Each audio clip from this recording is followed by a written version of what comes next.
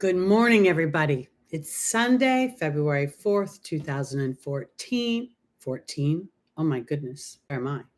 2024. Excuse me, my brain. Okay, welcome to my YouTube channel. My name is Teri Hunter. I'm an intuitive astrologer, and on Sunday mornings at 11 a.m. Pacific time, we take a look at the transits for the week ahead, and we get advice from the angels on how to traverse those transits. So what I'm going to do today is I'm going to pull a tarot card for each sign and then do an angel reading. But before we start that, I'm going to go through the transits. Good morning, Katrina. It's good to see you. And I want to make a few announcements. So first of all, I want to let you all know that the February monthlies are up. So if you haven't had a chance to check those, I highly suggest you do. I also wanted to mention, because I've become, in my personal astrology readings, I like to do Placidus. So I've been going back and forth between whole sign and Placidus. And when I'm doing an actual chart for a client, and they have a late degree rising, it really influences that first house. And where we go from it being primary and whole sign to oftentimes it pushing back into the 12th house, which would make a significant difference. So if you're familiar with your chart or astrology, I would really check that, because if for some reason, like I'm an Aries rising 26 degrees, so primary, my first house in Placidus is Taurus, and that makes a lot of sense. So I just want to mention that. I wanted to mention that I am available for any astrology readings if you'd like to do that. And while I haven't quite seen Small Wildflowers get onto the live yet, I'm going to take next Sunday off for Super Bowl. I'm looking forward to it. I think you guys know that I did a synastry reading for Taylor Swift and Travis Kelce.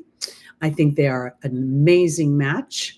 I have made a prediction for their engagement. I think it'll happen in April during our Jupiter-Uranus conjunction. And then I think they're going to get married in October, on October 13th, 2024. I'm just telling you that all now because it's two 13s in one day. The day is a 13 and it reduces down to a 13. Now I know it's the middle of football season and everybody says, oh my God, no way. But I think they're going to have a day off, or they'll have, I think they're going to have a small ceremony with family and friends, very intimate. And so that's just my little deal. Matt, you know what I want to say? I don't know what happened with the Capricorn, which I actually put on my homepage. Somehow it looks like it got published in December, and I don't know why. So I don't know how to push it up on the videos. So I promoted it and I put it on the homepage. So if you click on Capricorn or my homepage, Capricorn will be that first video that you see me talking. Okay. Lots going on with Capricorn, Matt. So I would, yeah, absolutely. And check your moon. That's the other thing. I really, the more I do this work, I love my sun in Libra, but it really does not dominate my attitude. My moon and my rising absolutely kind of control those parts of me. And my awareness of that helps me line up. Okay, so we're going to take next Sunday off there. Small Wildflowers. Did you hear me say we're going to take Super Bowl Sunday off? For I'm really, I'm going to tell you, I'm not a Swiftie, but I am just so enamored with the love story. I got me some Kansas City Chiefs Converse. I got me a little sweatshirt, and I'm going to have a little friend over, and we're going to just watch the game. We are going to actually start with the birthday month. So, Catherine, we had Capricorn last month. We start with the birthday month and work our way around the zodiac. That way, my Libra sun gets its balance satisfied. So, unfortunately, Capricorn's going to be last today. So let's talk about some of the transits here, because I think there's a lot going on in the Capricorn energy right now that's dominating this week. Mercury, Mars, and Venus are all in Capricorn. Mercury is going to move into Aquarius this week. Mars is at 23 degrees as of today, and Venus is at 15 degrees of Capricorn. She is currently making a square to Chiron and the North Node. as well as the south node. So there's a T-square focusing in on Venus. When I did my videos for February, I just intuitively felt like Venus in Capricorn this year was really wanting to build her skills, use her skills, build her own money. And so with that, she's teeing up these conversations about structure, about sustainability, about what she's willing to endure or recognize about her confidence in herself as she asserts that. I think this is really powerful because this whole week feels as if it's dominated by this particular transit. And I want to say this too, because as Mercury moves into Aquarius tomorrow, it is going to be conjunct Pluto. And these to me were thoughts of freedom, thoughts of how can I use my unique expression out in the world to make the world a better place. Okay, thank you so much. I wish my window was still fixed. We're raining like crazy here. So I think that's going to come up. And I want to say this too, because with Mercury in Aquarius, it also makes me think about my everyday life, Mercury, the people I interact with. It could even be my siblings, my cousins, and how am I allowing myself to be my unique self? One of the challenges with the Aquarian energy is feeling so different, that there's an interior struggle between wanting to be accepted by, people, and then feeling a little bit outside and thinking differently than people, and having to struggle with the idea of your individuality versus your potential absorption into the Borg. Welcome, sunshine. Anya. Welcome, everybody. I want to say hi, Heather. Hi, Carly. It's good to see you this morning. Matt, I said hi to you. Catherine, everybody else, welcome, welcome. Okay, so as the week progresses, the square between Venus and the nodes and Chiron, it becomes like, Chiron is the wound that becomes the gift. The nodes represent our past, the south node, and the north node is our future. With the past in the sign of Libra, it is about cooperation, creating balance, creating harmony. And often we think that we're fostering that with others, but when we foster it within ourselves, then others are the natural extension of that, because we're going to have a new moon in Aquarius on the 9th, and I'm going to do a separate video for that. So look for that at the top of the week, because this is going to be the 4th new moon at the 20th degree, which is the Scorpio degree. That Scorpio degree is really, to me, digging deep into my pattern, and not because I want to focus on the pattern, but to recognize that that pattern is an opportunity to have an intention, to experience myself in a way that is more focused instead of reactionary. So I think that's going to be very powerful, because again, Aquarius is liberation. It's, represents our hopes and our dreams. The 11th house is an Upachaya house. It matures over time. And I believe that Pluto's transit through Capricorn has been teaching us, or I don't know about teaching us, or offering us opportunities to look at the structures in our life and decide if they are working for our happiness, or if they are something we've defaulted to in a false sense of security, because security really comes from our self-worth, our confidence, and our willingness to step into who we are and what we are, and trusting that. And that's what Venus is doing as she's going through this very practical sign of Capricorn that's requiring sustainability. What are you building that is looking not only to the future, but is built on solid ground? Okay, and then I wanted to bring up, because next Saturday is the Chinese New Year, and we're going to have the Year of the Dragon. And I don't know if you guys have looked much into that. I did just a brief little stint. In one of my decks, we have a dragon energy, and it's very calm, cool energy. It's as if the dragon knows, its power, and it doesn't need to assert itself at maximum every time. It's very assessing. So when I looked up what is the the year of the dragon. It's a wood dragon. Wood represents the earth, trees, sustainable, growing, deep roots. I definitely felt that the minute I saw that. I saw like the tree of life. The dragon represents confidence and charisma and being, having a leadership energy. It felt very Leo to me, that there's a part of it that's in its being smart and confident and cool and collected. It's attracting others to it because they like that quality and they want to foster that quality. So this is a year that, while the United States is going into an election year, and that could be quite interesting, I think many of us are going to, kind of pare it down and focus in on what we can affect. And through that, I think we're going to start to see more abundance, more flow of resources. Oh, sunshine. Well, we'll keep our fingers crossed that your Wi-Fi starts to course correct. So that's it for this week. Oh, the other thing I wanted to mention is all the planets are moving forward now. And I think that's super significant because as I've been doing the yearly or the monthlies, trying to get caught up, be ahead of the game. As I did March, I realized March is very pivotal for teeing up, and so is February for that matter, but for that conjunction in April. And as we experience that conjunction between Uranus and Jupiter in April, it's going to take us into May. And I think this is very powerful because as we're paying attention to this, again, expanding our beliefs, offering us an opportunity to expand within our own businesses, our own creative ideas, our own marketing and publishing ourselves out in the world could bring a lot of flow. I'd like to call it money, but money has a ceiling on it. Most of us all have a cap. So when I say flow, I feel like it kind of goes around the psychology of our limitations. All right, let's jump into our Aquarius. Happy birthday to everybody who's having a birthday this week. Whoops. Let's see what your tarot card is.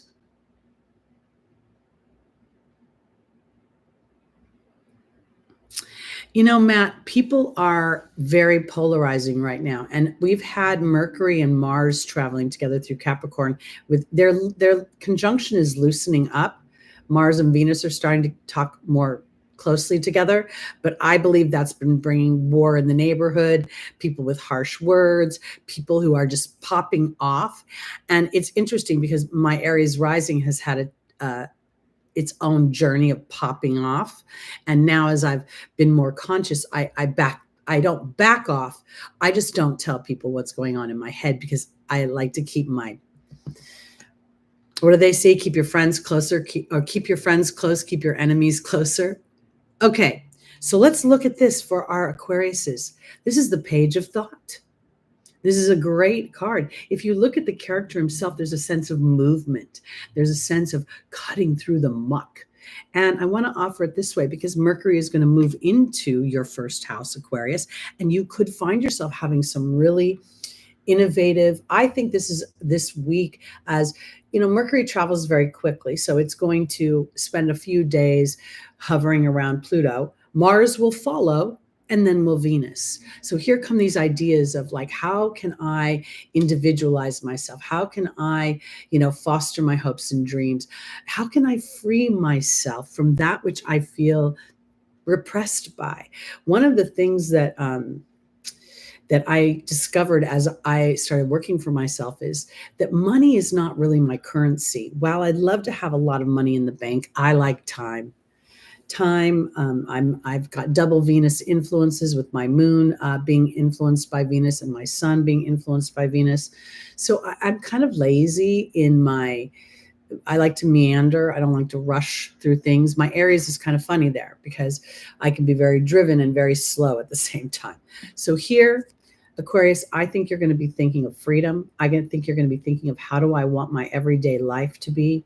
How do I want my thoughts? Who do I want to interact with? There could be very much, as Pluto has entered your first house, this feeling of, renovating yourself and aligning yourself with people that are more in tune with what, where you're going and what you want. Let's see where we're going with this. There's quite a bit of movement in that page. And when we see the trees in the background, we can feel the wind blowing. The birds even feel like they're in flight just by their formation. So there could be a lot of ideas popping.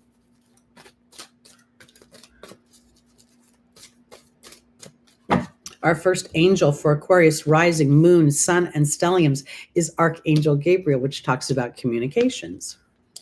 We have Athena saying it's safe to lovingly assert yourself. We have Merlina, which is a wizard. And then we have Teresa. Okay, let's go a little further. I hate to say, I do it all the time. I apologize. I was working on someone's chart yesterday. And when I first do a personal chart, I always look at their nodal structure and where Chiron is. It, to me, tells me what their soul's imprint is, what they're stretching for, where their wound is, and where the gift is.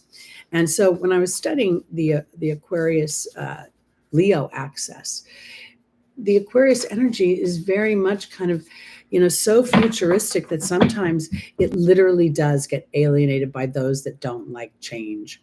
And so when I look at this, I'm immediately drawn to that concept that even if for some reason you feel like you will be alienated or people won't align with you, there is something greater that's being offered to you. We see Archangel Gabriel being joined by the letting go card. Athena's being joined by the love card. Merlina's being joined by the Grail Knight. And Merlin is joining Teresa. So for my Aquariuses, I want to offer this. Spirit has shown me recently in my meditations and even in my readings that as we move forward, humanity moves forward, we're going to be more focused. This initial jump into technology has separated us or made us feel isolated in some ways. So now we're going to start to want to experience authenticity through our technology. We're going to want to see people not raw with their pain, but authentic with their life, their dreams, their ups, their downs, and that's what's going to resonate. So I feel like for my Aquariuses, as you have new thoughts, new ideas, Mercury moves into your first house. Archangel Gabriel is saying, don't be insecure. Trust those ideas. You have a divine life's purpose, expressing yourself. And the letting go card is, to me, the song Let It Go from the movie Frozen. It's funny how some distance makes everything look small, and the fears that once controlled me can't get to me at all. Here in the opportunity or the obstacle is the love card, and Athena saying it's time for you to lovingly assert yourself and move forward.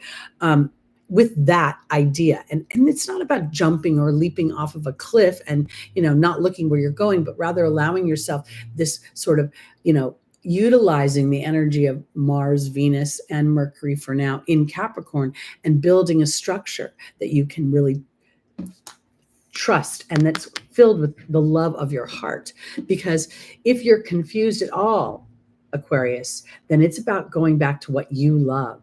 It's about seeking the sacred within yourself. As I started doing this work, I'm still on Lotta's website.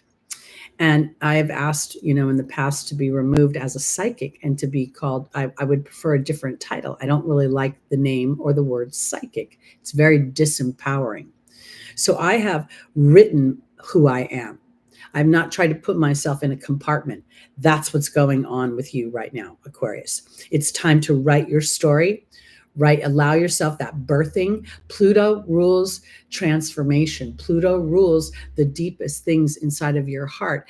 And Taylor Swift was, this year became a billionaire. I don't know if you guys know it, but she is a Scorpio rising with Mars on her ascendant. So now there we see her brave act. I also see why she's attacked for being who she is. But that is like, there's a significant human that can demonstrate that, because Teresa is telling Aquarius, don't worry about the crowd. Don't worry about other people. This is a time for alchemy, justice, and balance. And it's because you're letting go of fear and expressing yourself from your heart or from your authentic ideas or from the direction that you want to go versus what you think will be palatable to others. And when I say others, I mean that all the way from the most intimate circle in your life out to the bigger rings. So something is going to be very powerful, and it's your solar return. So this is really a kind of a powerful year to set that intention and then claim your space and watch Pluto transform you in a way that's fabulous. Pluto is going to meet up with Taylor's Venus in Aquarius. I think she's a 1 degree Venus in Aquarius. So she's already feeling that. And when Venus was hovering through the ends of Capricorn and now, dipped its toe into Aquarius, we saw her relationship of 6 years disintegrate. It died. And yet look what rose from that. The girl glows, okay? She's got the glow. And not the glow that looks temporary, but a glow that everybody on earth can't help but acknowledge. We all want that glow. All right, are you ready to go forward, Pisces, rising moon, sun, and stelliums? Here we go. We have the Four of Swords. This is really very much an energy that is of cardinal air. That would be the Libra energy. We see this knight. In many ways, we could think that he's in prayer, meditation. He's definitely not on a coffin. He's aware of many of his thoughts, what he thinks of, right? But here, this is a time to be quiet. And I want to offer this because Saturn is moving forward. I think Saturn's at 6 degrees today. And Saturn initially can feel very repressive, very dampening, very oppressive and it can trigger fears within us, which then trigger depression. But here, this knight is needing, on some level, he's been through the wars and he's aware of a certain amount of his mental process, but now he requires time alone so that he can connect back with his source, with God, with the angels, with whatever is his higher power. And that's only really done through meditation. Pisces, you excel at meditation, you rule meditation. So I feel as if for some reason any of you are experiencing Saturn in a way that feels, then Saturn is asking if what you're building is really building on your future or on a sense of fear, because I need the security of this, AKA money. Let's look and see where we're going with this.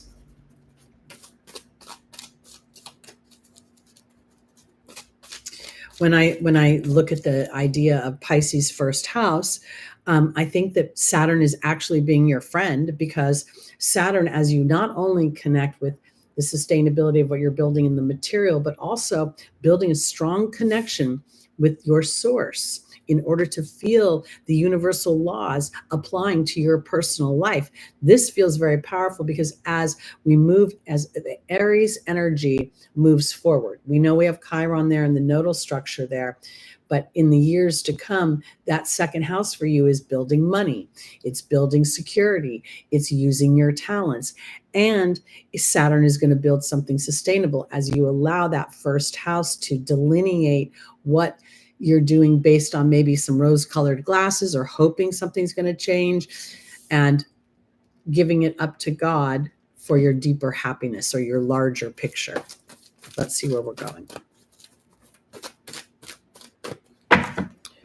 First angel is Bridget, looking deeper into a situation before proceeding further. Yvonne is about vulnerability.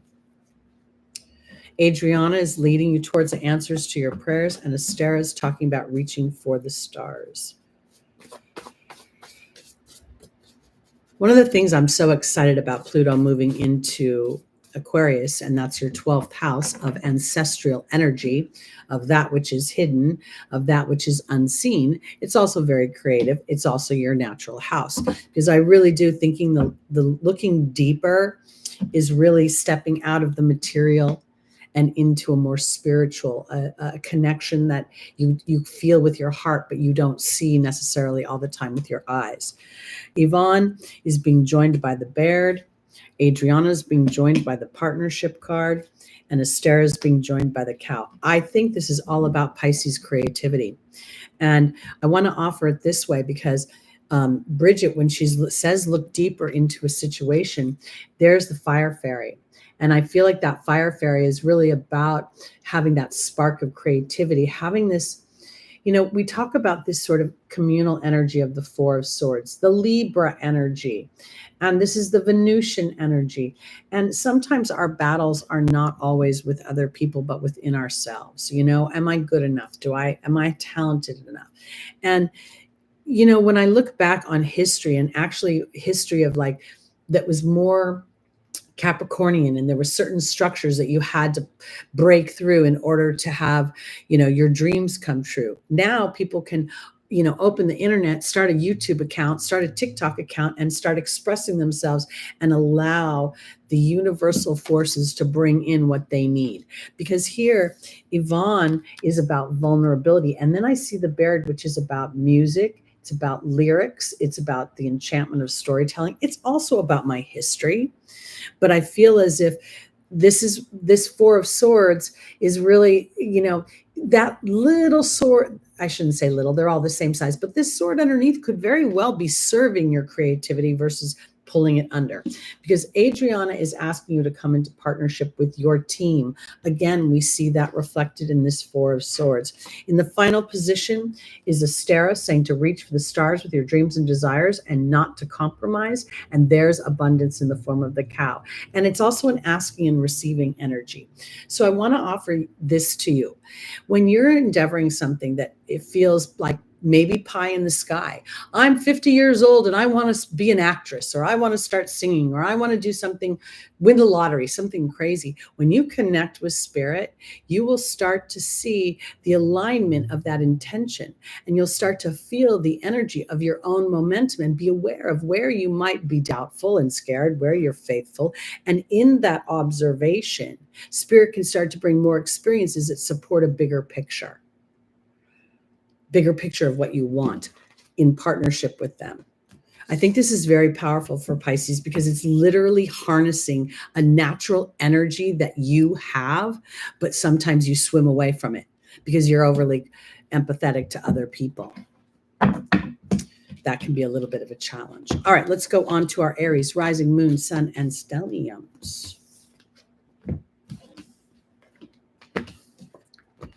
So I think this is powerful because the nodal structure being in Aries and Libra, and then literally having that focal point to Venus this week. It's pretty much all week long. It starts today and goes all the way through till the 10th. Venus naturally rules Libra. So when I think about this, I'm like, well, if the ruler is squaring her own house, then this can't be that tense, okay? Because she's naturally aligned to that house. Now we look at her being squared to that Aries energy, right? Which is she's in detriment. So the big challenge here this week for Aries, because that North Node is stretching for that individuality. Venus, it might want partnership. She might be in Capricorn going, oh, I need a partner. I need something to help me build on. And then the square to Libra is like, do you really need it? Or can you do it yourself? Let's see. Our tarot card for Aries is, this is totally doing it yourself, okay? And I want to offer it this way, because this little guy, sometimes people think this is a thief, right? He's stealing his swords and he's going the other direction, but this is the Seven of Swords. The 7 represents the 7th house. So the 7th house for you is Libra. And I think this is using your mind to do your own thing. I think that's part of what will contribute to healthier relationships moving forward. And I want to offer it this way, because, the Aries energy is often depicted as the warrior that's angry and resentful, instead of the warrior that goes in and saves, people and opens up their lives by offering them freedom or offering them more choices. So I think that this is very much about Aries in many ways, not only utilizing and going your own way, but looking about how you do that. Meaning, how do you feel about your own behavior? Or how do you feel about your own thought process? When I think about Mercury moving into Aquarius, that's a natural sextile to the Aries energy. So these could actually be a very powerful energy for trusting going on your own. Let's see.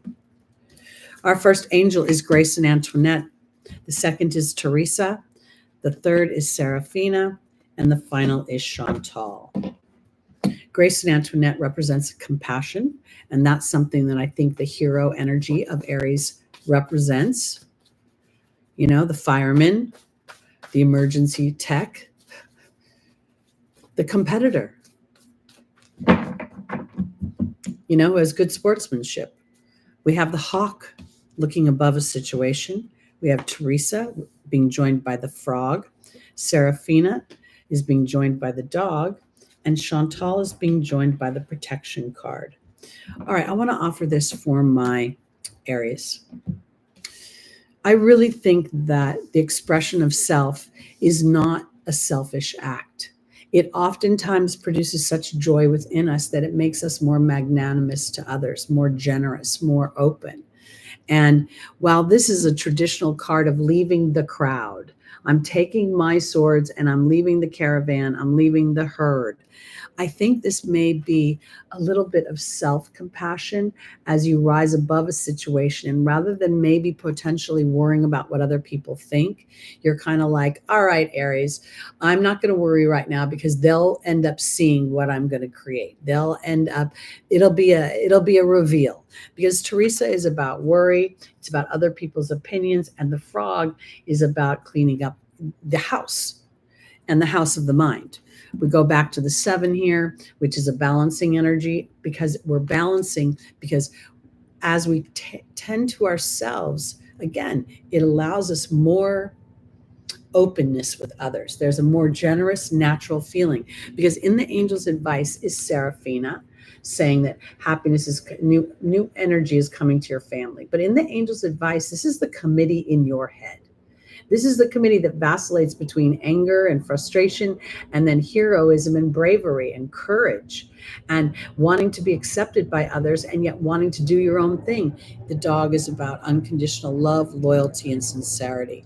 That to me is sincerity to your own idea of what you want in life. And as you pursue that North Node is really what we're stretching for. And that South Node, well, in Libra, you know, it's that it can be an erosive energy, but with the square to Venus, it's like, I can't look to the people in my life to validate my skills right now. I get to build more Venus in Capricorn as she moves into Aquarius, and then they'll see. Because I think that Chantal is really reflecting, you know, it's about, oftentimes it can be a romance card, but here I think this is about the love of self, about the love of the choices you made that potentially other people didn't understand initially. We have the protection card, which is a 38, which reduces down to an 11. The hawk is an 11. The dog is a 10. 19 reduces down to a 10. This is very much about your thoughts, about how your thoughts are moving you in a new direction, and that caring for yourself is not actually a selfish act. It's a selfless act, because it promotes the hero. It promotes the leadership. It promotes the ability to go into a direction you don't know what the landscape is going to be like, but you trust yourself enough and your instincts enough to allow yourself to move forward. That's what I think this is about. All right. Onto our Tauruses, rising moon, sun, and stelliums. Taurus energy is big this year, big this first half of the year for sure, as that conjunction between Jupiter and Uranus is going to happen in your first house. And I really think that this is, you know, there's so many different ways to look at this because they represent so many things. But when I look at Taurus as the first house and identifying with your family history, identifying with who you are, Taurus is ruled by Venus. Venus is up there in Capricorn, making a trine to the Taurus energy, yet it's squaring that 12th house of Aries energy. So, and Aries energy is a little bit of, you know, that old invisibility, that 12th house being a house of quiet, a house where we're alone, where we feel isolated. And so if we look at that, that self has been isolated potentially. the self, your individuality, who you are as a hero could historically have been ignored, Taurus. And now this Jupiter-Uranus conjunction is a liberation of your belief system that allows you to broaden yourself. And that belief system then gets tucked into the material world and starts to plant the seeds so that your true garden can grow. Let's see what your tarot card is. The Tower. This to me is very Uranian. Some books will call it Mars when you're studying the tarot, but when I see that lightning bolt, that's Uranus. When I see the crown being blown off of the tower, that's liberating me from something. And I feel as if this ice castle here, which is very Aquarian to me, I might have to be slightly cold in that my own agenda supersedes the agenda of another. Let's look and see where we're going with this. Because I really think that Taurus has an opportunity, regardless of the chapter of life, to expand, to feel a sense of wealth and flow, and to feel it coming from you and from what you're generating through your thoughts, your creativity. This is Venus's square to the nodes. Because it would be, the Venus is square to the nodes for Taurus is in the 12th and the 6th house. So this could have something to do with work as well.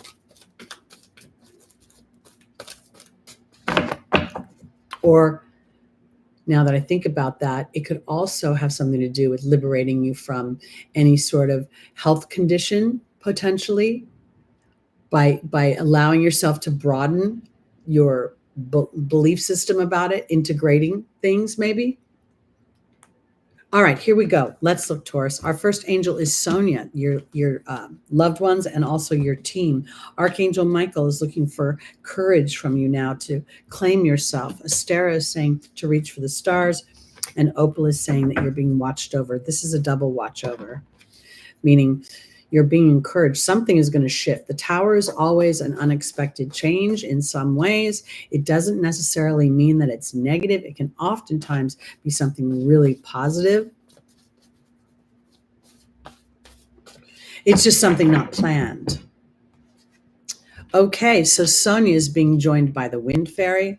Archangel Michael's being joined by the Fear card.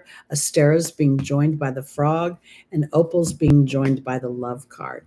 So this is where I feel like the liberation is coming from somewhere in your mind, how you analyze things, how you processed your life, your history, your skills, and your team has been working with you, ever since Uranus moved into your first house. Now, I mentioned at the early part of this broadcast that I am a late degree Aries rising and that Taurus is my primary first house. As I have been experiencing the Uranus energy, not only, have I experienced the individuality and liberation that it offered me when it traversed my rising sign, but as it's gone over my moon, it's given me a way of processing my emotions and trusting my intuition in ways that I haven't before. Because this to me is mind over spirit. Like there's a part of you that will always look to the earth to see what is reasonable, but yet there's a liberating energy when we start to connect with the divine laws of the universe and think of them as something that is as solid as the earth that we stand on. Because Archangel Michael offers not only protection, but calls us to be courageous within our fear. What are we fearful of? Oftentimes when we look at our fears, they're not actually sitting in front of our face. They're things that we look at to the future. And Taurus doesn't like change. And this brings sudden change. And the reason Taurus doesn't like change is because Taurus likes to have a feeling of practicality and dependability, having a little history underneath the relationship. But here, as you make that relationship with your team, when you start, one of the things that as my Taurus moon, when I first started doing this work, I send out emails like maybe once every couple months or once a month announcing a video, but I don't do it often because personally, I hate getting a million emails. And every time you buy something, you're stalked by all this stuff. So I would say to Spirit, if I'm meant to do this work, then draw all the people to me. This connection, Taurus, with Spirit will help clean up so much of that which you feel trepidation about or unsureness about. Because here, Opal is telling you that you are being protected by God and the angels. And here's the love card. And when I look at that, I feel like this is about having the courage to move towards that which you love. And you don't have to announce it to other humans, because oftentimes when we have something we love and we announce it to other humans, they start to trigger our fears. Well, how are you going to do that? Well, look at the age you are. Oh, who's going to like you? Your face isn't full of Botox, or your boobs aren't big enough. I mean, there's always somebody who's got an opinion. So to me, I feel like for my Tauruses, the liberating factor is that you start to process things from looking at it from spirit's point of view. And when you feel fear or trepidation, you're connecting with Archangel Michael and your team above to see, what does that fear have to show me in my bravery? And as I do, I feel more and more strength within my connection to spirit, which makes me trust that more than I do the human experience. And that's where I start to live a life that I truly love. Now, let's look at the idea that Venus is in a trine to the Taurus energy right now in Capricorn, even if she's squaring the Aries energy. So there is something very favorable happening for you as you individualize, even if it doesn't feel comfortable. Yeah, I know. Opinions are like, they say elbows and a-holes. I've heard that before too. But okay, on we go.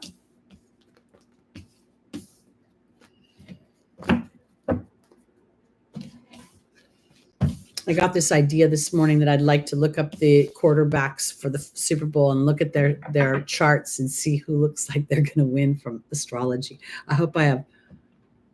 I know you, but you were showing more diplomacy and decorum.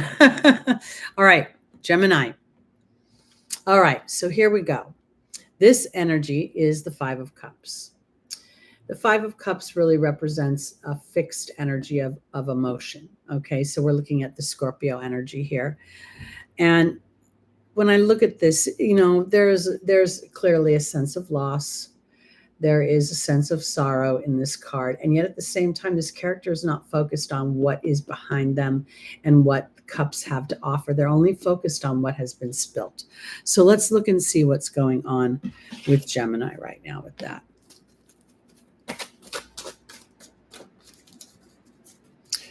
As I look at that, I think that when I look at Gemini rising, I think Pisces is your 10th house. I need to do the math in my head, but I'm pretty sure I'm right about that. So there may be some things about changing within your public status that have you, feeling a sense of sorrow, and yet it may turn out better than you think. Here we go. Our first angel is Athena. The second is Rochelle. The third is Chantal, and the final is Yvonne.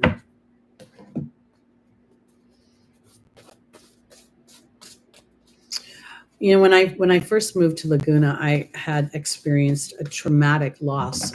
Everything I owned in my move back from North Carolina was stolen, and I literally had nothing.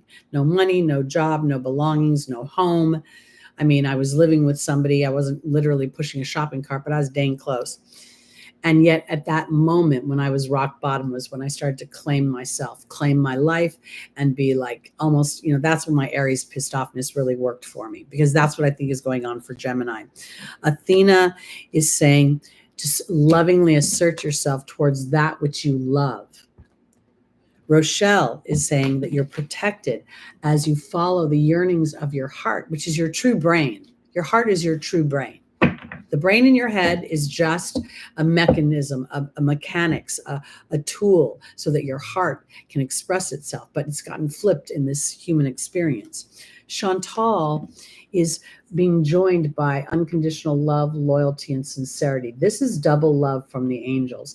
And I want to offer it this way, because that's not the love of another human in the material world. That is them telling you that even though things may appear to be lost, oftentimes that loss is opening a big, huge space for something much, much better and much more aligned.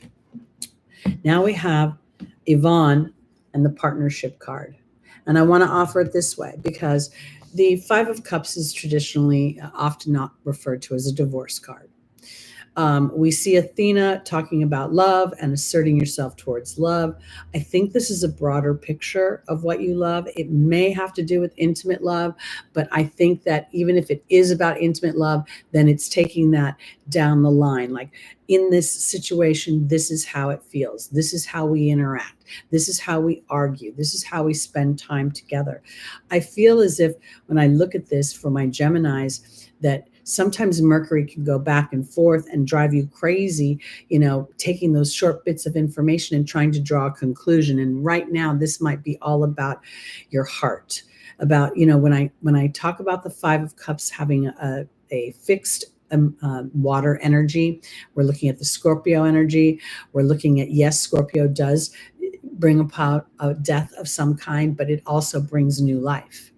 And it also rules that deep psychology that tethers me to something that may not be authentic to my heart, because that is what everything is going on right now, is to be authentic and within yourself and to your team, and leave the humans out of it for now so that you can get an experience under your belt to help anchor it in. Because the vulnerability of partnership is on some level passing the baton to your team on the other side and acknowledging what is deepest in your heart, what you want more than anything. And sometimes that's not easy, because we look at the human experience and we evaluate whether or not it's feasible. Everything is feasible when we're talking through the divine eyes of God and the angels and source energy. Through the eyes of a human, everything is a freaking uphill battle. All right, on to our Cancers, rising, moon, sun, and stelliums. Here we go. This is a yummy card of celebration, my Cancers. There is clearly a reason for feeling victorious, for dance, for song. There is bounty within this card. So the Four of Wands is going to represent cardinal fire, which is the Aries energy. Let's look and see what we're looking at here.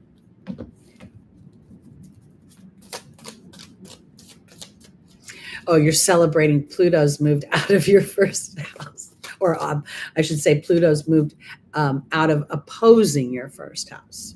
That would be more correctly put.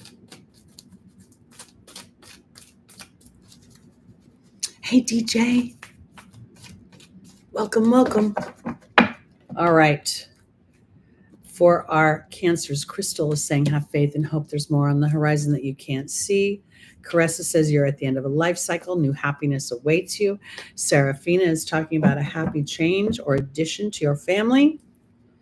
And Rosetta is talking about parenting and teaching. Well, if that isn't all Cancer, I don't know what is.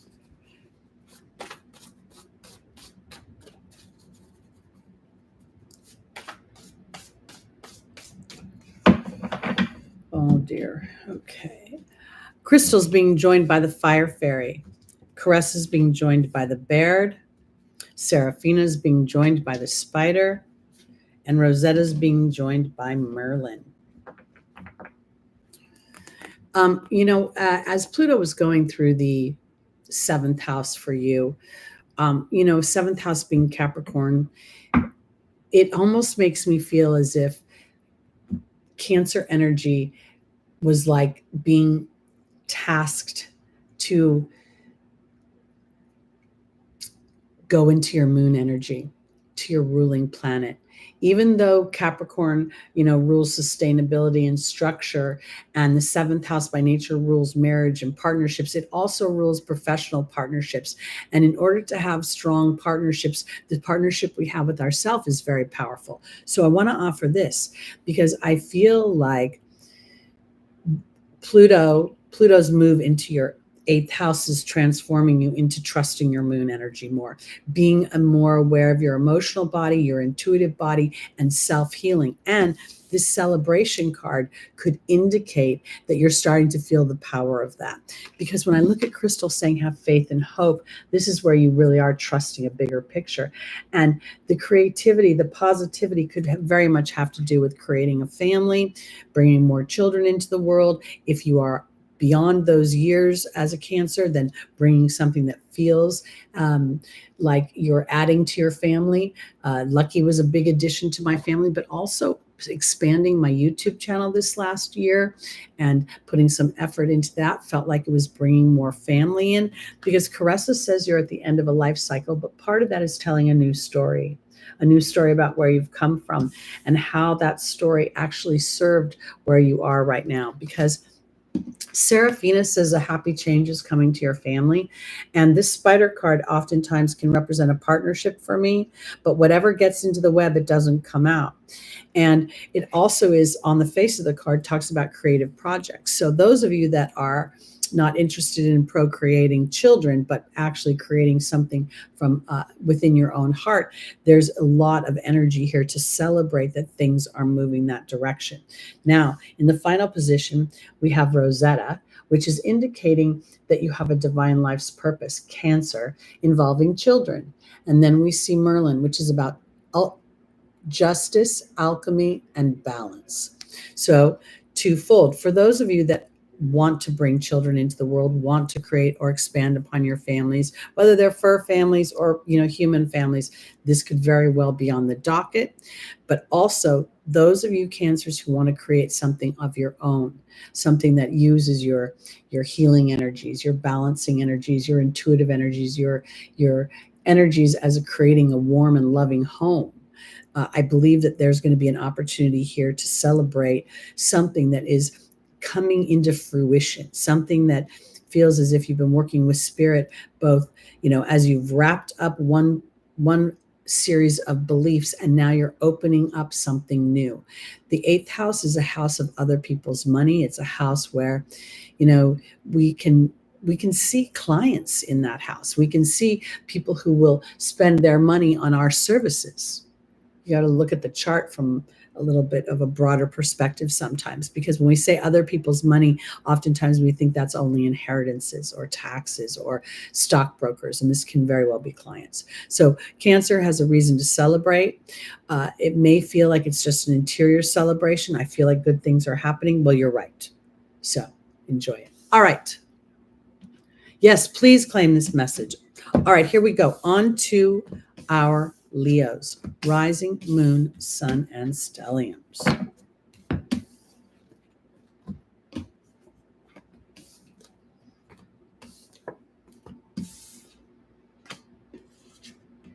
Oh, this is a beautiful card. This is the World.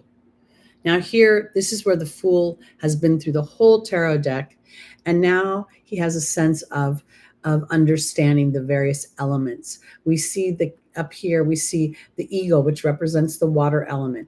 We see the human representing the air element. We see the lion representing the fire element, and we see the bull representing the earth element. And we see the karmic reward that Saturn brings as the Fool has endured all of the previous 20 cards and energies that it's walked through. So this is very powerful, because for my Leos, with Pluto opposing your first house and in your 7th house, you could very well be feeling this sense of new partnership with yourself, or you could literally be creating partnerships that will move your story forward creatively, professional partnerships.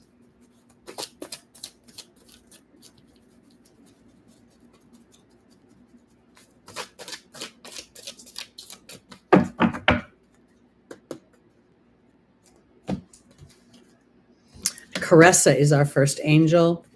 Azure is in the opportunity or the obstacle. Merlina is in the angel's advice. And Oceana is in the final position.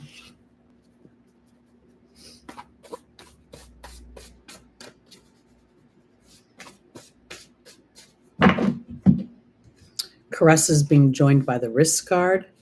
Azure is being joined by the Dragon. Merlina is being joined by the Truth card. And Oceana is being joined by the Goblin. Okay, this is what I want to say for my Leo rising. One of the challenges of Leo is actually following your heart, feeling safe enough that you're good enough that, the audience will applaud you. And I can't help but think that when I look at this, I feel as if this is a time for Leo to risk something bigger. I love watching Finding Your Roots. You guys, I talk a lot about watching shows about history. And there was a guy, I didn't watch this show, it was on Netflix or something, but there was a gentleman who inadvertently became famous because he got a bit part in a show, and he did such an amazing job of playing that part that he was given a spin-off. I wish I could remember his name right now. I can't. But where I'm going with this for Leo is I think Caressa is saying that it's time for you to take a risk, to follow your heart in whatever way that is, to start to focus on the reward that is the potential, and looking at where you've come from and how much you've garnished on your journey. Venus was going through your first house for 4 months in 2023. And I think that while Venus can represent partnerships, this is like doubling down on your creativity, on your skills, on your voice, on using yourself as a creative being. Because Azure says your desired outcome will happen in the near future. Have patience and faith and don't try to force it.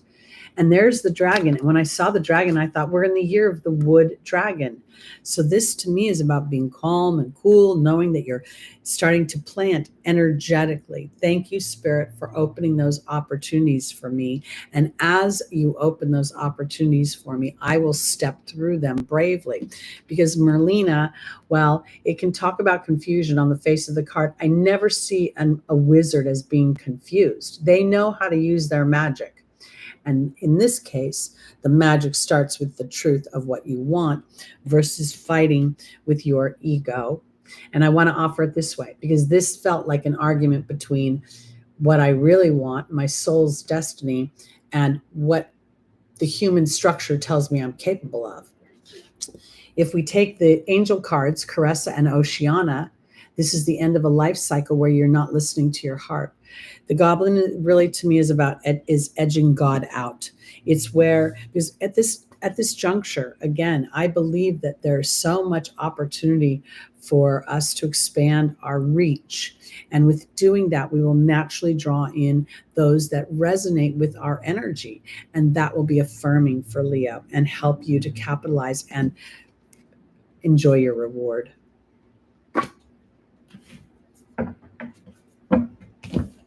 All right, here we go. On to our Virgos, rising, moon, sun, and stelliums. Sag moon, I got to tell you, I think Sag moon makes people like incredibly joyful to be around. Everyone I ever meet with a Sagittarius moon, it just seems like a pretty happy person. I know we all have challenges. That happens. That's not, it's part of the human experience. But there's just something about, I can't help it. I think of the Sagittarius as being very good about moving in a new direction and not harping on something. All right, here we go. On to our Virgos. Now, this is an interesting energy because this is the 8 of Cups. We're looking at a mutable water here, which is a Piscean energy. Pisces is a spiritual sign. In that it very much can easily connect with that which they cannot see. So here, when I look at this is very much a spiritual journey where I'm walking away from something that looks balanced, but it isn't. Now, Pisces energy is the opposing sign, the opposing energy of Virgo, meaning it's on the opposite side of the wheel. So Saturn has been in this opposition to Virgo the first 7 degrees or so, and this may have illuminated something that was not aligned to your heart. When I look at the moon in this card, it feels as if there's a new moon there, the sun and the moon coming together to start something new. And that something new feels more as if Virgo, while it is ruled by Mercury and it rules the 6th house of work and employment and health, this may be where the infusion of that spiritual dynamic that you've been fostering starts to have you see that 6th house has been too full of human structure versus your heart structure. Let's see where we're going. Hello, Stephen. Welcome to the room.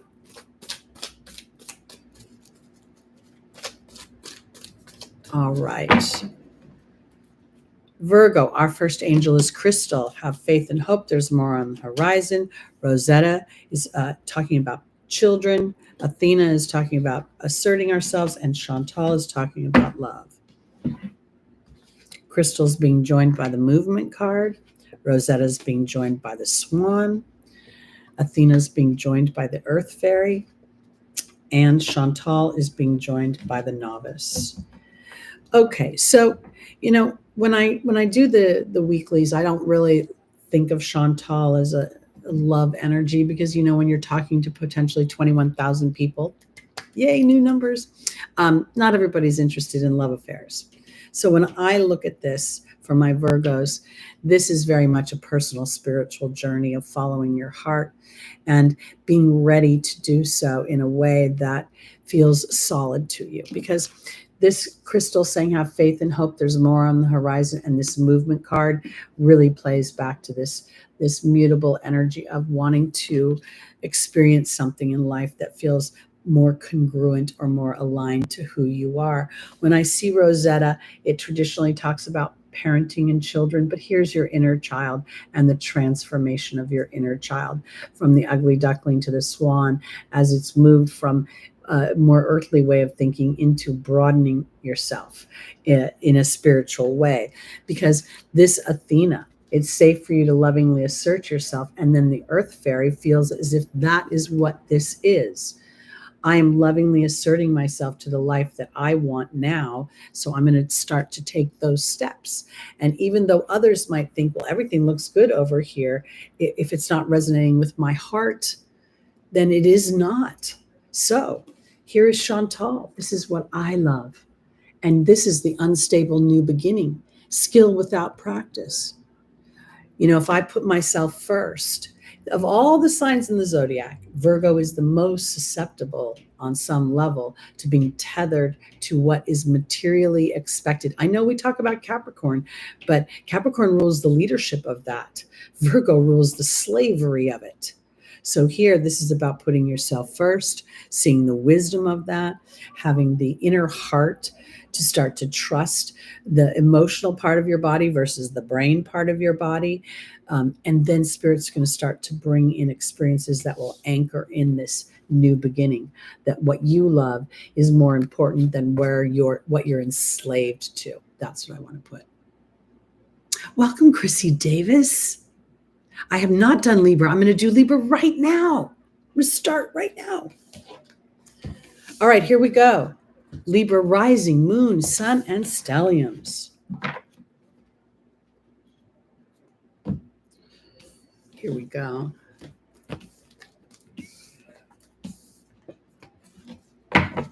Our tarot card this week for Libra is the Chariot. This is an amazing energy. This is the energy where the Fool, when he walks through the tarot, this is really kind of the first time, that he walks through this victory through my intuition. This traditionally rules the sign of Cancer. We see that this charioteer's armor is made from the moons of his emotional body. The canopy above his head is the stars. And we see that this chariot is cement blocking his base chakra. Okay, so this feeling of fight or flight in the material doesn't happen. It's where he's tasked to be emotional and to start to recognize that the contrast. We see the sphinxes with their black and white contrast representing there's a certain amount of balance with this. This is a card of victory. Let's see where we're going, Libra. Because having the South Node going through your first house can feel a little bit erosive in the way of it's the South Node is a point of releasing toxicity.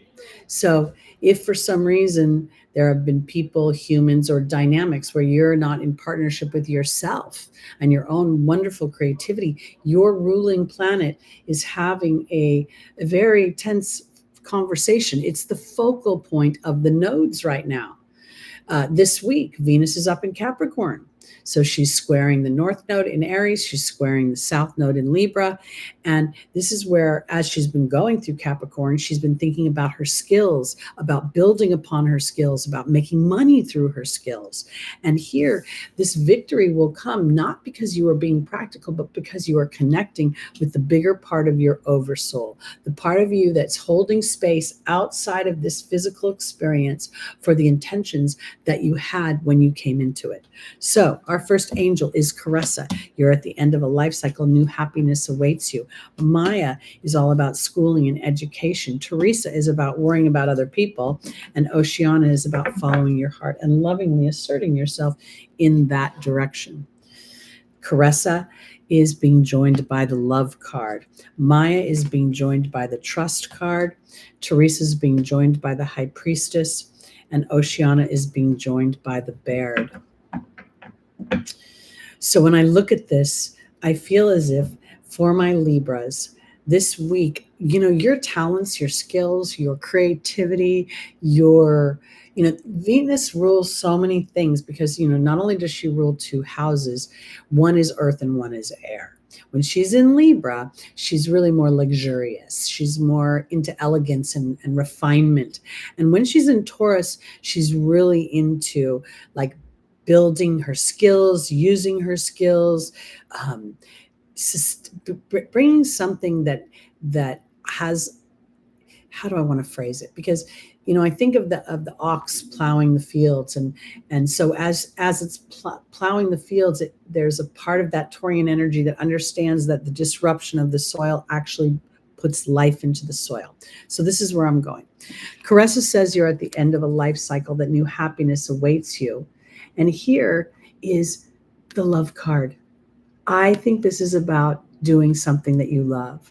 The victory comes from putting yourself in a position to trust your heart, trust your emotional body. That's what we see Maya teaching you or offering you, an education in how much do you trust that if you follow what is authentic to you, that there will be prosperity. And prosperity does not necessarily mean money. It could be prosperity of those that you love and their applause and their support. Teresa is all about worrying about other people in the angel's advice. And there's the high priestess, which is like a call to my inner knowing, which goes right back to the charioteer. The high priestess and the charioteer both have the moon as part of their energy, and that trusting of this intuitive, almost feels like intuitive isn't the right word. It feels almost like some of us feel compelled to certain directions in our lives. And when we try to ignore those directions, we just get disruption. And as we surrender to them, we see doors open and open and open. Oceana is my soul's destiny. And here is this, now it's the enchantment of storytelling. Today, the Baird for me feels transformed from my anchoring history to my transformed history. We also see the Baird as a 7. The charioteer is a 7.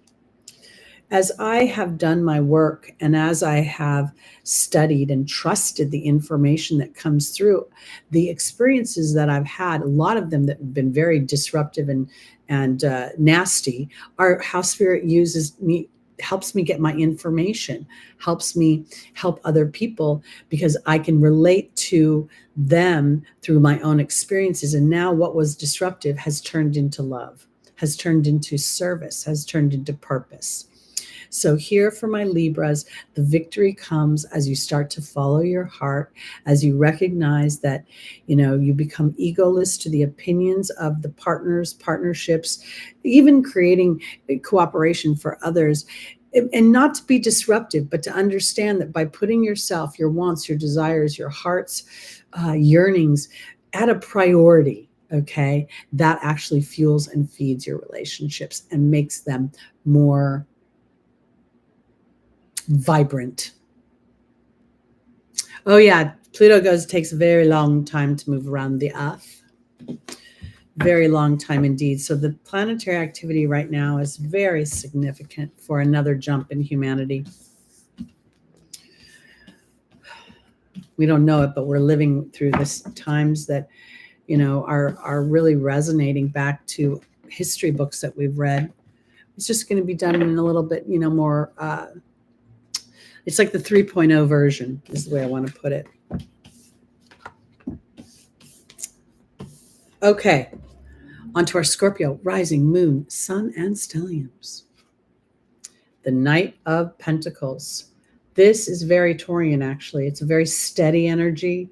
It's a very consistent energy. It's very earthy. It can be a little bit stubborn. Okay, it can be a lot stubborn. Hey, Kiss JG, welcome to the room. Let's see where we're going, because this could indicate potentially that money's coming in a more steady way, or resources are coming in a more steady way.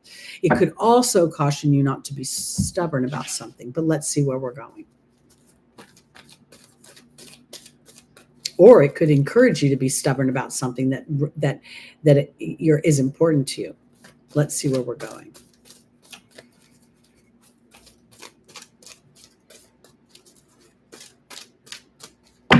Scorpio, rising, moon, sun, and stelliums. Our first angel is Merlina.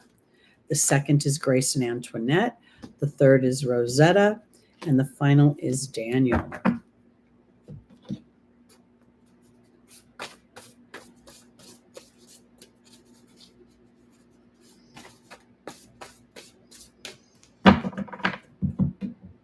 Merlina is being joined by the Queen. Grace and Antoinette is being joined by the Letting Go card. Rosetta is being joined by the Earth Fairy, and Daniel's being joined by the Cat. When I looked at this, I started feeling like, I haven't thought much about that Uranus is opposing the Scorpio energy. Obviously it's at the later degrees, or the second half of the Scorpio energy now, which is interesting to me because Taurus rules our family history. Scorpio by nature, they're the natural oppositions on the wheel. So Scorpio makes their own, Scorpio can engage others and make money through other people's resources. And Taurus makes money or resources through their skills. So now when I look at this, I feel a little bit like this is an opportunity now for you to recognize the power of receiving. Merlina is a magical little creature, a wizard. And we see balance, the yin and the yang. We see dolphins on either side. So I'm feeling like this is about thinking about balance for Scorpio. And the balance comes from your ability to receive, your ability to visualize, and then allow yourself to say, all right, okay, if I can visualize it, then I can create it.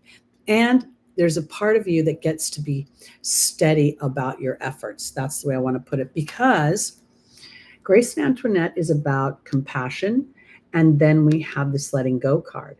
This would be compassion for your fears. We all have them. And Scorpio can, really represent a dark side. Those deep, unconscious psychological fears that tell us that, nothing good can happen if we step outside the box. Because here, I really think that what Spirit is saying is it's an opportunity for Scorpio, rising moon, sun, and stelliums, to listen to the inner child and start to allow that child to live in the material world. So let me offer it this way.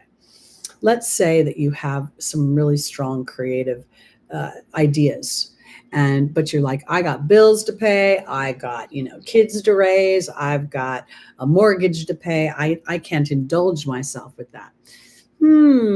Maybe this is an opportunity to see that if you diligently and systematically continue to move forward, you don't need to gallop, that you'll start to see those resources come in. Because Daniel represents marriage and partnership, but it represents my history and partnership.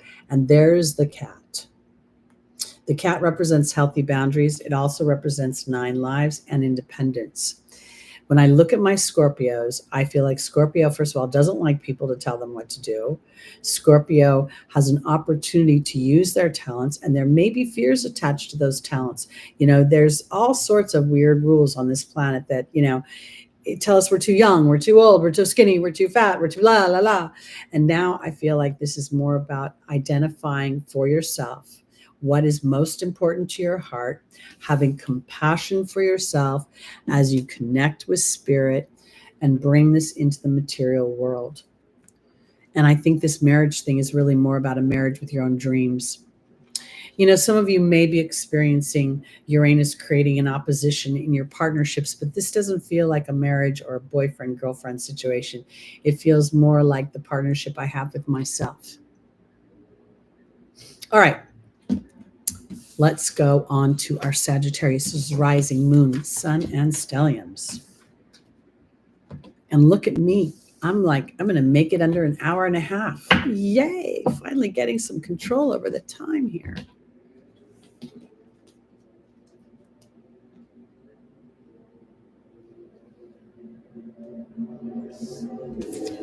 All right. Here we go.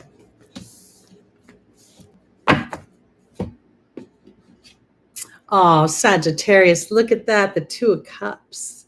This is obviously, a cup of love.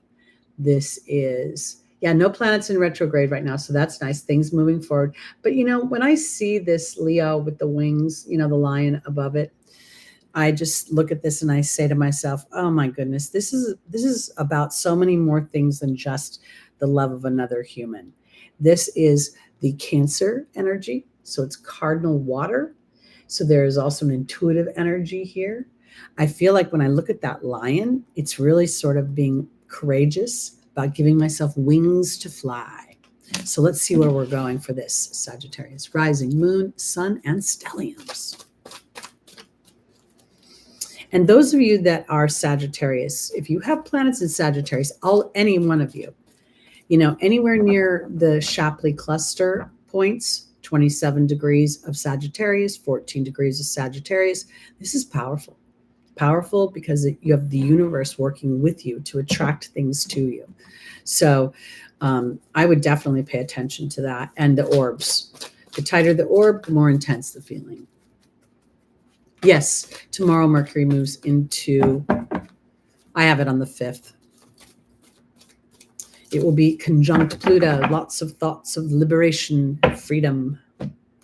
All right, Sagittarius, Rochelle says, as you honor and follow the guidance of your heart, prosperity is coming.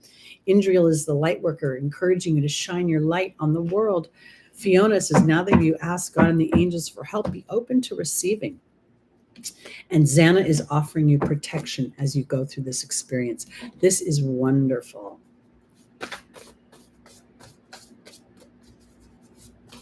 I always think of prosperity as flow. I don't really think of it as money because money is a trigger for me that creates limitation. So Rochelle's being joined by the joy card, Sagittarius. Indriel's being joined by the protection card. Fiona's being joined by the love card. And Xana is being joined by the perception card. I want to offer this a couple ways because, again, we're a large group of people and we cover many chapters of the human experience. So we're not all looking for intimate love, but we are looking to love our lives. And to me, this Two of Cups not only has the love energy of another individual, but it also has the love and joy of life. Leo rules entertainment, it rules hobbies, it rules crafts and fun, it rules the comic. So here, Rochelle says, as you honor and follow the guidance of your heart, that prosperity is flow. It's trusting the universe. It's feeling a sense of ease and joy. The joy is a 37, which reduces down to a 10. What are my thoughts on? They're on my own fun, my own personal enjoyment and expansion. Your ruling planet is currently in the house of money with Taurus. And your ruling planet, Sagittarius, rules business, commerce, publishing, marketing, branding yourself on the internet. You will be protected as you shine your light onto the universe. And here, this is a 38. This protection card. So we go back to a series of ones. Your protection comes from your connection to your own thoughts and your alignment to those thoughts with the universe, because God and the angels are ready to open you up to loving your life more. I don't want to just make it about partnerships. The partnership we have with ourselves is where we find the real platform for the love we have with another person, because Xana is protecting you and your perceptions. Your perceptions as they shift from joy and cooperation with the universe into that which makes you feel happy, makes you feel fulfilled. I think this is really powerful. Now, let's say this real quick, because your ruling planet is going to, be part of this conjunction. So as you build Sagittarius and you start building first emotionally, then you build strategically and mentally, right? Like, okay, so I'm going to open a YouTube channel. I'm going to post every blah, blah, blah, the consistency. That alignment will then bring an opportunity come late March and April, and then even into May and June for there to be expansion within your experience, your money. And I want to offer it this way, because even though when Jupiter moves into Gemini, it will technically be in detriment, Jupiter is going to expand wherever it goes. So you literally could expand your community by starting that process of consistency and of connection right now. Okay. Let's go on to our Capricorns. I don't know if we have our friend that wanted a Capricorn to go first, if they're still in the room, but we're thinking of you as we embark upon our Capricorn energy. All right, let's see where we're going. All right, this is kind of cool. Queen of Cups. So what has Pluto been doing to Capricorn? Digging deep into your psychology of how you emote. And I want to offer it this way because it's so powerful for Capricorn to be able to be in the earth, to build in the earth plane, using the divine laws of how, gravity and how we roll, but also that interior knowing. That's the most beautiful combination of leadership and ambition meeting itself. So let's see where we're going, Capricorn. Our first angel is Aurora. You're flying high right now. Don't descend. Next is Crystal. Have faith. More is happening than you can see. Mystique is about charging ahead, not taking no for an answer. Capricorn, you're good at that. And final is Isabella saying, yes, the timing is right for this new adventure.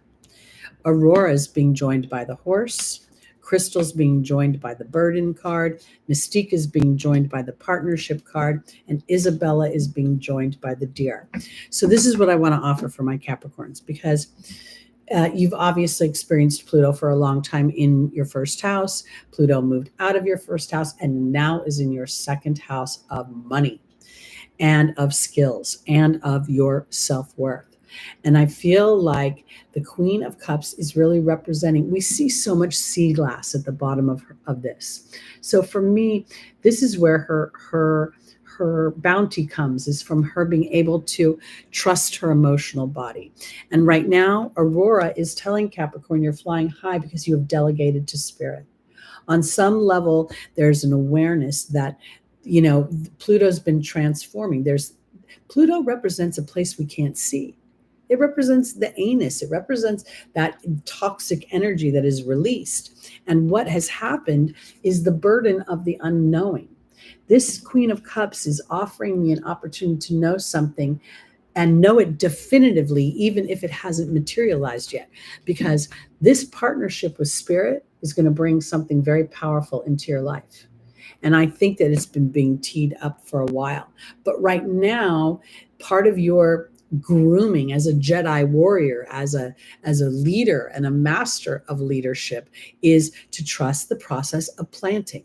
And Capricorn knows that because Saturn rules the golden age. So here, yes, the timing is right to be diplomatic and gentle with yourself as you've delegated the next lap of this story to spirit, and you are on some level awaiting a divine inspiration. And this week, I think with the Capricorn energy that's going on, Venus, Mars, Mercury leaving Capricorn. So this may be where, as Mars and Venus kind of in a loose conjunction, they travel about 5 degrees apart from each other this week. And then we have this focal point on Venus, it creating a T-square to the nodes. So for me, this is very powerful for Capricorn because it's bringing about an awareness that part of the building process is to allow nature to do what it does. And then I go into my next action. So we know that when we plant a seed, all we really have to do is water it and to give it enough time to sprout. And as it sprouts, we know that we need to give it enough time to really build a strong root system. We understand this process. And this is what you're doing with your emotional body and your intuitive body. So I think this is super powerful for you. And I think that this inner knowing is going to lead you into some sort of second house Aquarian liberation from what has been holding you maybe hostage or tethered to something. And now it's going to feel more expansive and more aligned to your heart. That's what I want to say. And basically your, Saturn co-rules your first and second house, or rules your first house and co-rules your second house. So a lot of what would happen for your energy would be about enduring the period of time when what you're building is still curating or gestating or becoming strong. I said curating because I suddenly saw like a cement countertop, and it needs 2 or 3 days to really curate before it becomes at its maximum strength. All right, everybody, that's it for this week. I want to thank you for being here again. I'm going to be off next week. I'm going to enjoy the Super Bowl, and I'm going to take the whole day off and just be I'm going to be a football fan and a romance fan. I'm going to admit it. And I will do a weekly, I'll record that for y'all, so you'll still get your weekly reading. And look for the new moon in Aquarius video. It's going to come out because we're going to have that this week. And happy Chinese New Year, everybody. It's the year of the dragon, prosperity, confidence. All right, everybody, have a lovely week. I don't think the proposal's coming until April. I don't think it'll come on this day yet. I think it's going to come around the conjunction, but it's coming. And I don't know, Stephen, if you heard, but I predict them to get married on October 13th, 2024. I'm not sure we'll all know that until maybe after the fact, but that day is a double 13. And that makes me think that's so Taylor, 2 13s coming together, because the whole number reduces down to a 13 and the day itself is a 13. And yes, I know it's in the middle of football season. That's why it's going to be so brilliant, because nobody will expect it. And yet it will somehow, the Eagles will have the day off, or Jason will have retired or something. Yes, DJ, you're thinking like me, girl. All right. Sending lots of love to you all. Have a lovely week. I'll see you back here around the 17th. I think that's, I think it's the 18th. So sending lots of love to you. And when we come back, we'll be in Pisces season almost. All right. Everybody, have a lovely couple weeks. Peace out.